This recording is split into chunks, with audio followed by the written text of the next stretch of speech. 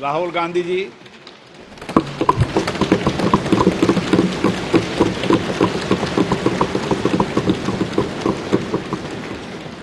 Speaker, sir, I'd like to congratulate you for your successful election. For the second time that you have been elected, I'd like to congratulate you on behalf of the entire opposition, on behalf of the India Alliance. Speaker, sir, this House represents the voice of India's people. And you, Speaker, sir, are the final arbiter of that voice. Of course, the government has political power, but the opposition also represents the voice of India's people. And this time, the opposition represents significantly more voice of the Indian people than it did last time. Speaker, sir, the opposition would like to assist you in doing your work. We would like the House to function often and well. Speaker, sir, it is very important that cooperation happens on the basis of trust. It is very important that the voice of the opposition is allowed to be represented in this House. I'm confident that you will allow us to represent our voice, allow us to speak, allow us to represent the voice of the people of India. Speaker, sir, the question is not how efficiently the House is run. The question is how much of India's voice is being allowed to be heard in this House. So the idea, Speaker, sir, that you can run the House efficiently by silencing the voice of the opposition is a non-democratic idea.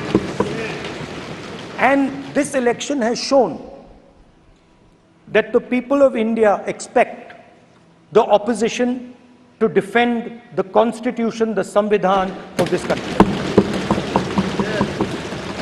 And we are confident that by allowing the opposition to speak, by allowing us to represent the people of India, you will do your duty of defending the Constitution of India.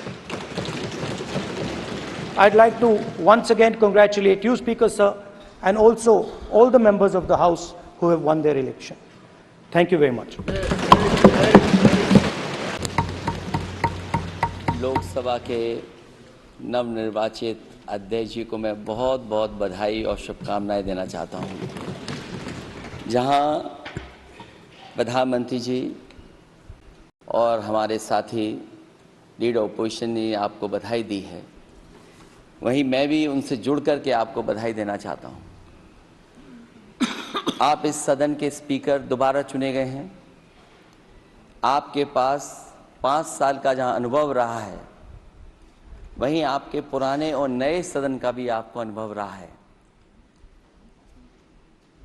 मैं अपनी तरफ से, अपने साथ के सभी सदस्यों की तरफ से बहुत बहुत बधाई और शुभकामनाएं देता हूं। जिस पद पर आप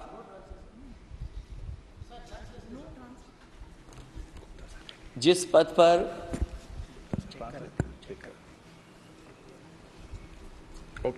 पद पर आप बैठे हैं,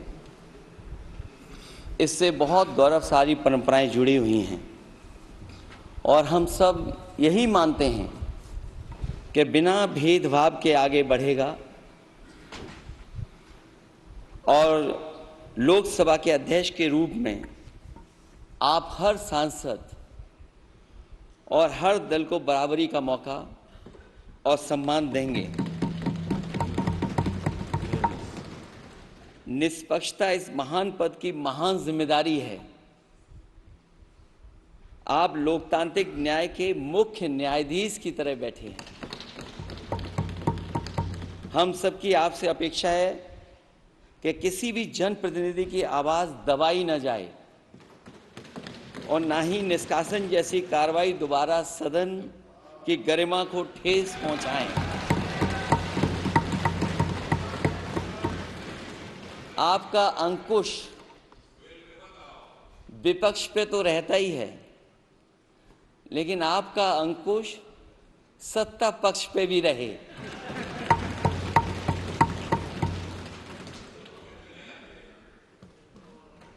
अध्यक्ष महोदय, आपके इशारे पर सदन चले, इसका उल्टा ना हो। हम आपके हर न्याय संगत फैसले के साथ खड़े हैं। मैं एक बार फिर आपको इस अध्यक्ष पद पर बैठने के लिए बहुत बहुत बधाई देता हूं। मैं सदन में पहली बार आया हूं, ये नए सदन में।